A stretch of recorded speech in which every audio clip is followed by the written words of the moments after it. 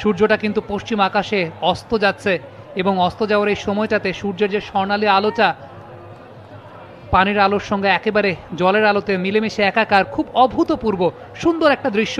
এটাই তো বিউটিফুল বাংলাদেশ, এটাই আমার সোনার বাংলা। আমার সোনার বাংলা, আমি তোমায় ভালোবাসি।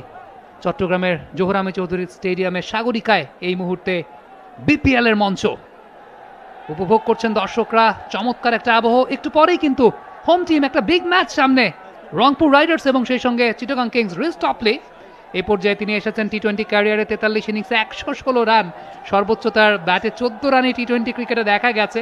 আজকে পারবেন কিনা সর্বোচ্চ রানের ইনিংসটা খেলতে? যদি পারেন রান রেটটা একটু হলেও হেলদি হবে। যাচ্ছেন আফতাব আলম। ভালো বল। তবে এই মুহূর্তে আমার মনে হচ্ছে দুই ব্যাটারের শুধু 20 ওভার খেলার চেষ্টা করতে পারা উচিত অন্তত।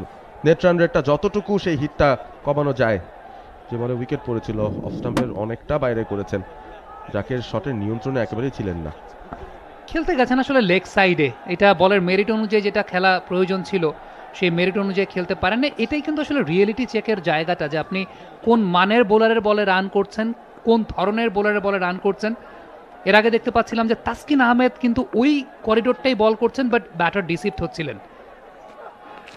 এবার ইনকামিং ডেলিভারি, রিস টপলিকে দেখে সেই জায়গাটায় আফতাব আলম ওয়াকারিনুস হয়ে গেলেন কিনা।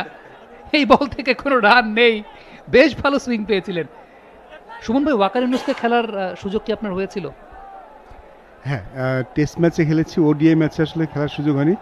টেস্ট ম্যাচে ওয়াকারিনুসকে খেলেছি, বাট তখন আসলে ওর পেসটা ঠিক একদম শুরুর দিকে যে গতিতে বোলিং করতেন তেমন গতি ততটা ছিল না, বাট সুইং ছিল তখনও রিভার্স সুইংটা করতে পারতেন, নতুন বলে সুইং করাতে পারতেন। পেসটা একটু কমেছিল এবং আমরা যেই ম্যাচটা তার সাথে খেলেছিলাম সেই ম্যাচেও তিনি 5 উইকেটই পেয়েছিলেন আমাদের সাথে, করাচি টেস্ট ম্যাচে। এশিয়ান টেস্ট চ্যাম্পিয়নশিপের অংশ ছিল সেটা। বাট জোরে বলার যাদের মধ্যে খেলেছে ডেফিনেটলি ব্রেট লি ওয়াজ কুইক, শোয়েব আক্তার কুইক ছিল। আরেকজন বোলার ছিল পাকিস্তান, শোয়েব মোহাম্মদ, তিনি বেশ জোরে বল করতেন। আর আমার খেলা গতিময় বোলারদের মধ্যে একজন বোলার আমি খেলেছিলাম, তিনি যদিও তার ক্যারিয়ার লম্বা হয়নি, সাউথ আফ্রিকান গাই, খুব দ্রুত ইঞ্জুরি, তার নাম ছিল ফুনুকিয়েন গাম।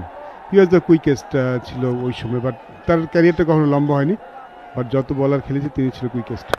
তাসকিন আহমেদ ক্যারিয়ারটাকে এই পর্যায়ে লম্বা তিনি করছেন, তবে লম্বা একটা শটের প্রত্যাশাও ছিল ব্যাটারের। ভালো ফিল্ডিং সেই জায়গাটায়, মিডন থেকে দৌড়ে গিয়ে এনামুল হক বিজয় একদম গ্ল্যাডিয়েটর স্টাইলে, চুলটা তো বাতাসে উঠছে, সেভাবে সামনের দিকে ঝাঁপিয়ে পড়ে বলটাকে পিক আপ করেছেন। অ্যাকশন রিপোর্টে দেখলে বোঝা যাবে, looking like a gladiator Enamul Haque Bijoy. বলটাকে বেশ ভালো পিক করেছেন এবং তাকে সাপোর্টও দিয়েছেন সেই জায়গায় সানজামুল। বেশ ভালো পিক আপ। আম্পায়ার অবশ্যই দেখতে চাইছেন সেই জায়গাটা কি হয়েছে, না দুটো রানই হয়েছে। বাংলাদেশ প্রিমিয়ার লিগ 2025, 7টি দলের জমজমাট লড়াইয়ের মাধ্যমে পুরো দেশ দেখতে চোখ রাখুন টি স্পোর্টস নেটওয়ার্কে।